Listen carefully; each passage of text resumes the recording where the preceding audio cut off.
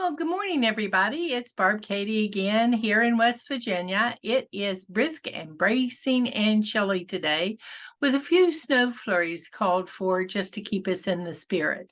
I hope you had a wonderful weekend. I certainly did. My football team managed to win the game in the last 4 seconds of play, and that's always exciting and thrilling. Uh, you take your pleasure where you can get it, I reckon. And this has just been a totally delightful last few days. I've had friends and family stopping in, giving phone calls. We've actually done some video chatting with those that couldn't be here. So all in all, it's just been a great time to be together with those people about whom you care so deeply. I am definitely a grateful gal today. And I hope each of you has found your own personal gratitudes to appreciate and give thanks for as well, as your days are progressing rapidly toward the end of a wonderful year that this has so far been.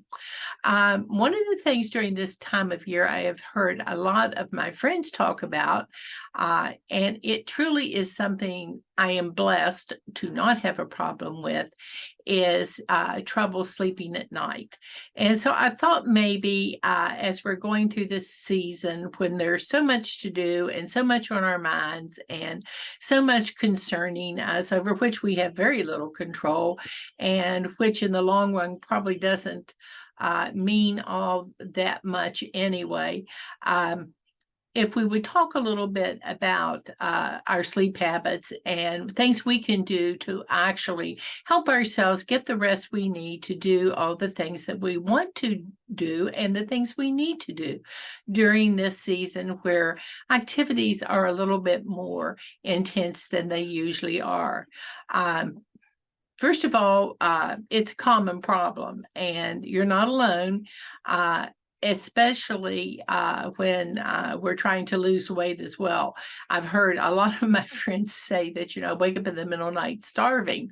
Well, that may, mean that you're not eating quite enough to meet your body's basic needs.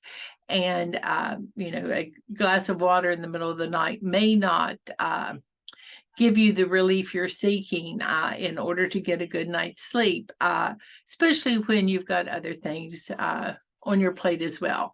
So these are my top 10 tips.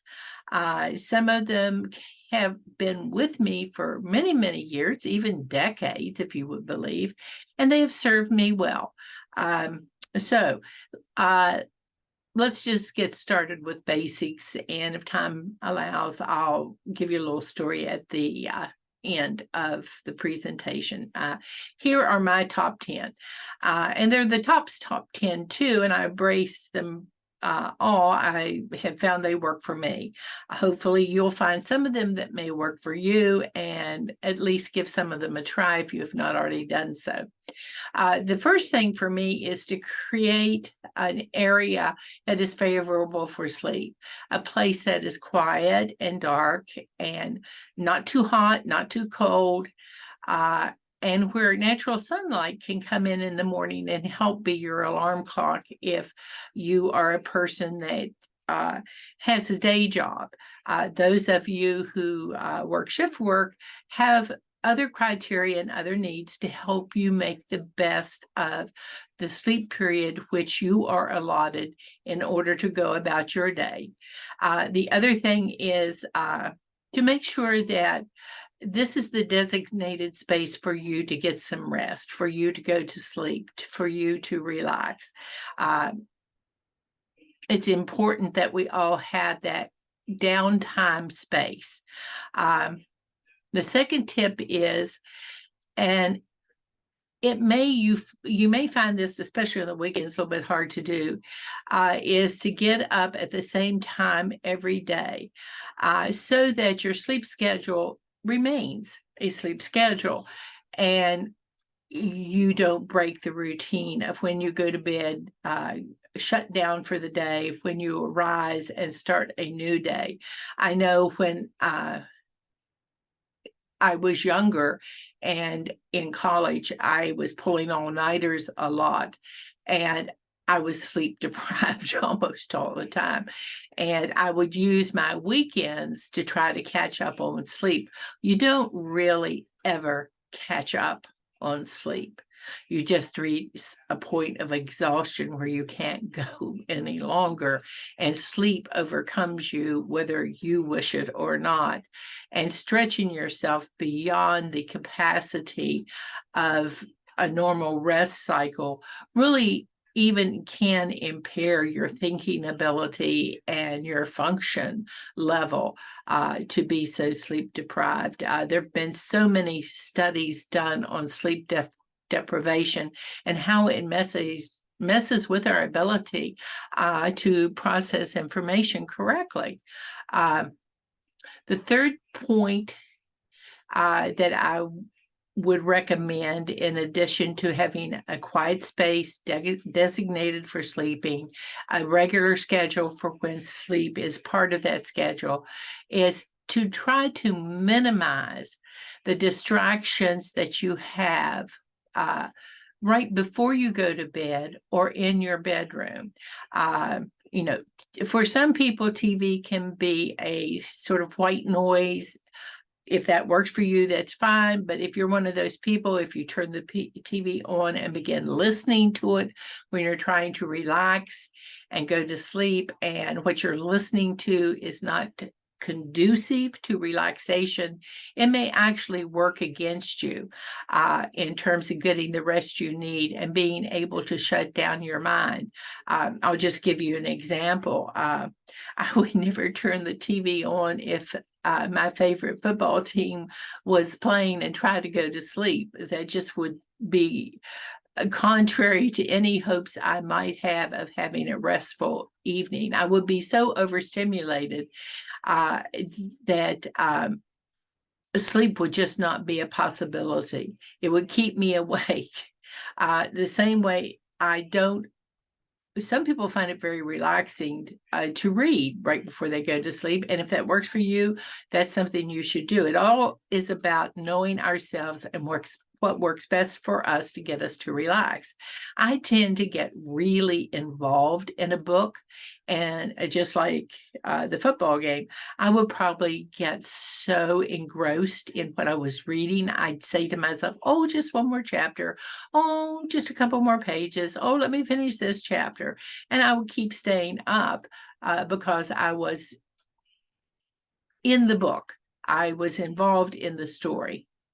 Another thing that you might think of, in addition to those three things, to minimize distractions, to keep to a schedule in a quiet space designated for sleeping, is, some people tend to like to have something to drink right before they go to bed.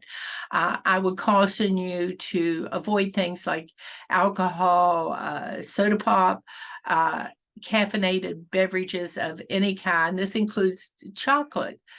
Even if it's 0 sugar calories, the caffeine in these progress could get you agitated instead of giving you that warm feeling that you get from non-caffeinated beverages, something like chamomile tea, or that is actually soothing and can help your muscles relax, would be a better choice than those that contain stimulants like caffeine in them. Some of you may, in fact, just forego the drinking entirely because you find that your sleep will be interrupted in the course of the night because biological needs. That happens for so many that they'll be sleeping well, and about 2 a.m. they've got to get up and have trouble then falling back asleep. Another thing that I would recommend to you is to do some type of regular exercise throughout the day, something that's actually going to work your body. I'm not talking about vigorous calisthenics or lifting weights, I'm talking about regular exercise that's going to have worked your body enough so that when evening comes, or your bedtime, whatever time of the day it is, arrives, you're going to actually be a good tired. You will have worked through the day and your body is saying, wow, that was fun. I think I need to rest a little bit now and let the body restore itself. One thing I would caution you against, in my experience, I have found that strenuous exercise right before bed, and I'm talking maybe, a couple hours before bed, works against me. It gets my metabolism revved up. It gets my body at a higher level of energy, and it does not give me that relaxed, calm feeling that I look for when I'm heading off to slumberland.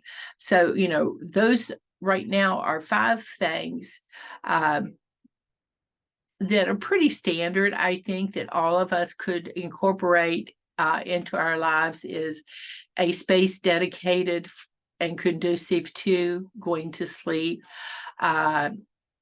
keeping to that schedule for when sleep occurs, avoiding distractions that may inhibit sleep in your sleeping space, avoiding caffeinated products right before you head to bed, making sure you have enough activity during the day that when you go to bed, you actually are good and tired and want some restful, regenerative period where your body can get ready for the next day.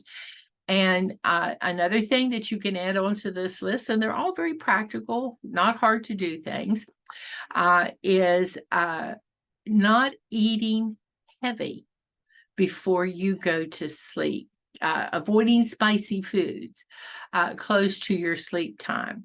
These can actually interfere and inhibit your ability to fall asleep because you've called upon your stomach to do work, and it's in there processing and digesting everything that you've given it, and it's very active. It doesn't want to go to sleep yet. It has work to do. It doesn't want that food just laying there through the night. It wants to process the food. So if you want a little something before you go to bed, maybe make it light and something that is soothing. I know everybody talks about a glass of warm milk. I'm not a fan. But that doesn't mean you shouldn't take it. I really would prefer a glass of cold milk if I was going to do milk. But that's totally up to you. And I am a fan of almond milk. That to me is just very light and very refreshing. But the point is, don't overload your body with something to eat and then wonder why your body refuses to go to sleep because you've just given it work to do. Digestion is one of the prime challenges that the body has to do every single day. And it needs to be done in an orderly fashion for the body to make the best use of the nutrients that you're giving it. This may sound odd, but it really is helpful. Have you ever, and this is tip number 7, have you ever during the day been so sleepy you just wanted to lie down or put your head back in the recliner and take a quick nap? People call them power naps. I think Benjamin Franklin was the master of the power nap. He actually slept a very short period of extended REM sleep, but he took a lot of power naps. Well, that may work for some people, but it will inhibit your ability to get a full night's sleep if you're taking a lot of naps during the day. If you're tired during the day, really try to get up and move around a little bit more and delay that temptation to take a nap until the normal period where you shut down for the night. That will increase your likelihood of still being tired enough to be able to drift off to a longer period of sleep. It's a little contraindicated, and I know when you're busy and life has a lot of demands on you, you grab what you can get when you can get it. I know as a young mother, sleep was a prime commodity to me because I had 3 little boys very close together, and it seemed like that was the one thing I was always calling out for was, please let me sleep. Just 5 minutes, just 5 minutes, please. But it may, in many instances, actually get in the way of a restful night. If you have the luxury of knowing that you have a period of time devoted to sleeping, take advantage of it. Luxuriate in the ability to sleep for a long stretch of time and allow your body to heal. The next thing that I'd like to suggest is something that you might want to consider putting in your room that has a calming effect on you. I know a lot of people like quiet music, soothing music. It has a calming effect. I would certainly not suggest certain music like rap music as restful, but you know what I'm talking about. The same way with visuals like in an aquarium, underwater pictures seem to be quite soothing for me. And if I ever stayed awake long enough to appreciate them, I think I would like to fall asleep that way. I tend to be able to go to sleep pretty quickly after going to bed, which is a true blessing. But if not, then perhaps something like calming music or a calming video of something that you find tranquilizing. Even sometimes the light display, I've heard people say can be soothing. I will be waiting for the next light, I'm afraid, and wondering what it was going to be. Tip number 9, try to focus on something to help you slow down.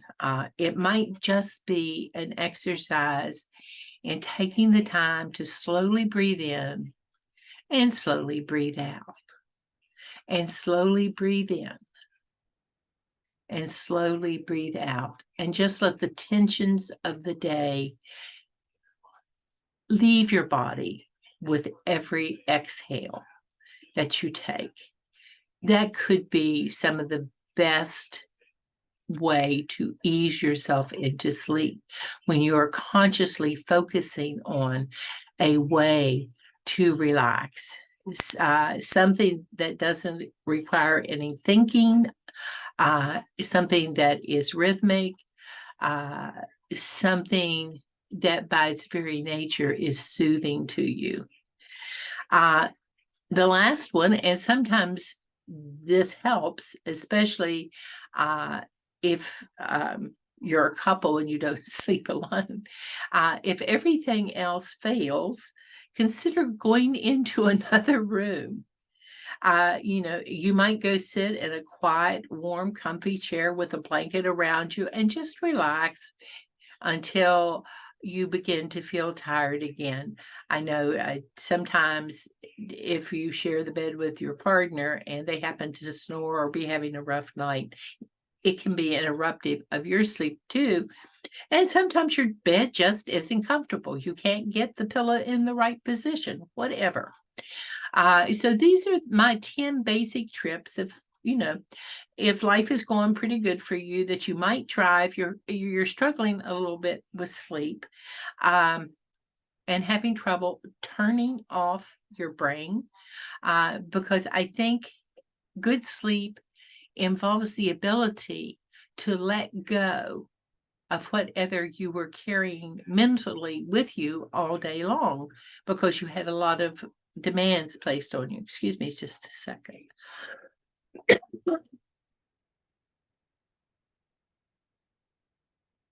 Sorry about that.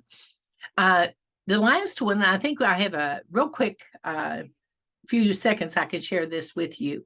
And this is something that dates back to a lady who many of you know, called Imogene Welch, who was the original retreat director for TOPS, for doing all the TOPS retreats.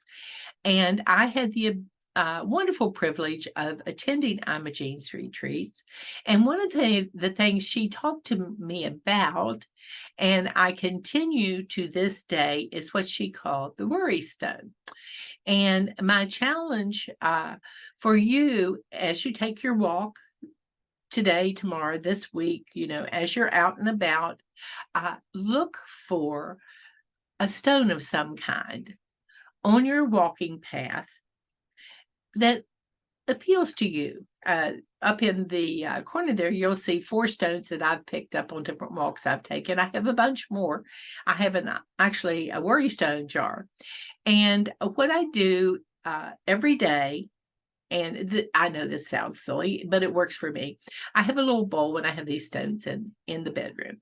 And every day, as I go to bed, I pick up one of the stones. This is the one that I used today. I hope you can see it. At any rate, I picked it up and out of the bowl, and I stood beside the bed last night before I went to bed, and I just thought about all the cares and concerns and demands that the day had placed in my path as I had traveled through it.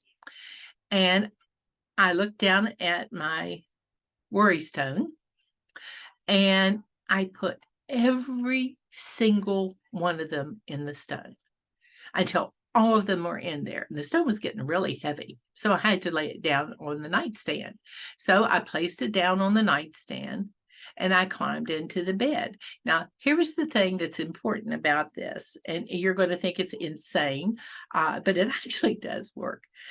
When Imogene shared the story with us, she said, once you've placed all your worries, cares, and concerns in the stone on the nightstand, there they stay until you start thinking about them again. And if you're laying there in bed and the cares and concerns begin to come back to you, you have to get up out of your bed and stand beside it and hold your worry stone until you're done. Because bedtime is for sleeping and relaxing. It's not for worrying. You can do a bit about it, laying in the bed and stewing over it and running the tape through your mind again and again. So, when I came home, I did this and I thought, this is the most stupid thing I have ever done. I'm tired. I want to go to sleep. I do not want to stand beside this bed holding this rock in my hand. And so finally I would say, well, I don't care. I'm putting it all away, and there on the nightstand, it will stay.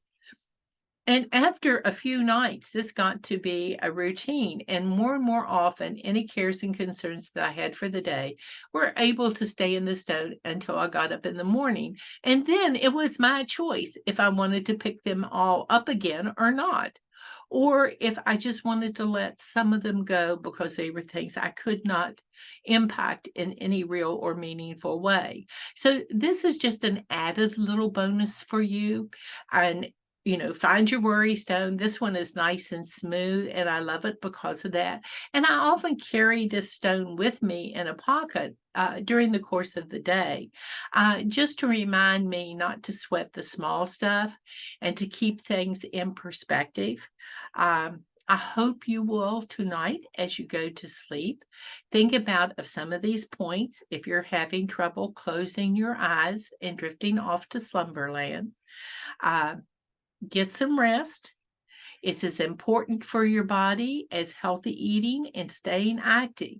It's essential for mental clarity, and it keeps the sparkle in your eyes. So y'all go and have a good day, and I will talk to you later. Bye for now.